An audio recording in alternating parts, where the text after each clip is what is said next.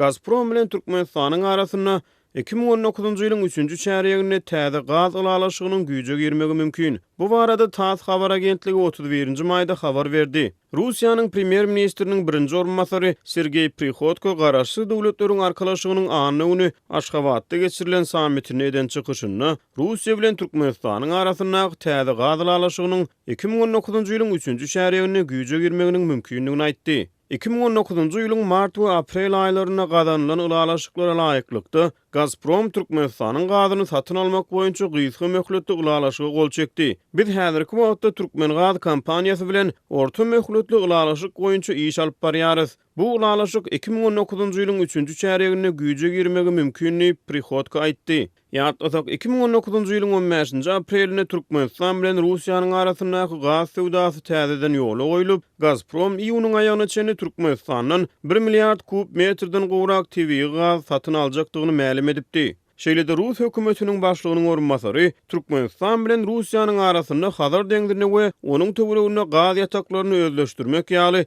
energiýa pudugynyň hyzmatdaşlyklaryň ara alınıp maslahatlaşylýanyny aýtdy. 31-nji maýda Azatlyk radiosy Beýik Britaniýanyň Georgetown Uniwersitetiniň Merkezi Aziýa boýunça lektory professor Luka Ancheschi'den Rus-Türkmen gaz sewdasy we iki ýurduň arasynda ýola goýulýan täze gaz ulalaşygy barada söhbetdeş boldy. Ol gurrun döşlükde Russiýa bilen Türkmenistanyň arasyndaky gatnaşyklaryň geçmişiniň baýdygyny aýtdy. Şol bir wagtyň özünde ekspert Russiýa bilen Türkmenistanyň arasynda dikeldilýän gaz sewdasyny onuň meçberiniň oýnaýan roluny ünsü çekdi. In order to properly analyze whether or not it will make the difference and whether it will not. Gazpromyň hakykatdan hem Türkmenistana dolanýanlygyny ýa-da däldigini takyk seljermek üçin iki ýurduň arasynda ýola goýulýan energiýa gatnaşyklaryna ýylda 10 milliard kub metr ýa-da şondan köp meçberde gazyň sewdasy barada gurrun bolmaly diýip Ancheschi aýtdy. Upwards of 10 BCM per year. Tabii gazyň bahasy bilen bagly meseleleriň ýüze çykmagy bilen 2016-njy ýylyň başyndan başlap Russiýa Türkmen gazyny satyn almagy bet edipdi. Munyň ýa-da Türkmenistan soňky 2 ýyldan gowrak wagtyň dowamyny garaşsyzlyk ýyllarynyň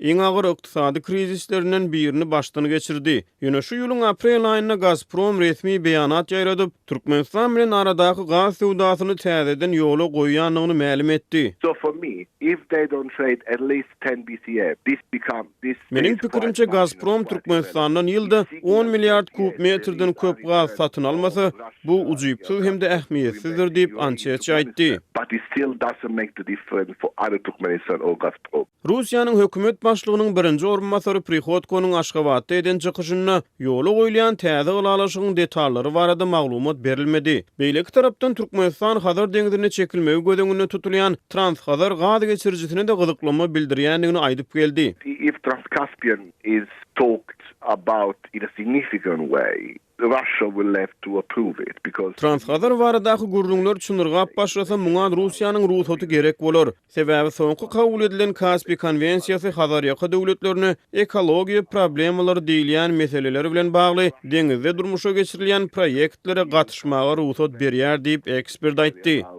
Rivering states to object about what they call environmental problem. Türkmen metbugaty Rus-Türkmen gaz sewdasy bilen bagly habarlarda taraplaryň arasynda gaz ulgamyny 2028-nji ýyla çenli hyzmatdaşlyk etmek hakynda ulalaşygyň esasy dokument bolup durýanlygyny ýygyderli häsiýetde gaýtalaýar.